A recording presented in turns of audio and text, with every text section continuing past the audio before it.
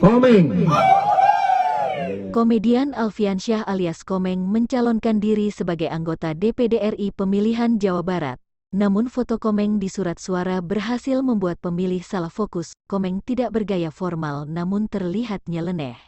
Komisi Pemilihan Umum (KPU) menilai foto komedian Alfiansyah Komeng di surat suara calon anggota Dewan Perwakilan Daerah (DPD) Daerah Pemilihan Provinsi Jawa Barat di Pemilu 2024 telah memenuhi persyaratan. Foto Komeng ramai diperbincangkan warga lantaran dinilai berbeda dari mayoritas calon DPD lainnya. Foto calon DPD yang telah ada di dalam surat suara itu memenuhi syarat, ujar Komisioner KPU RI Idam Holik dilansir dari CNN Indonesia.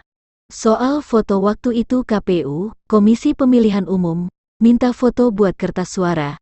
KPU sih menyarankan pakai pakaian ciri khas masing-masing atau pakaian adat katanya. Tapi saya kasih foto yang itu, orang KPU-nya ketawa, kata dia.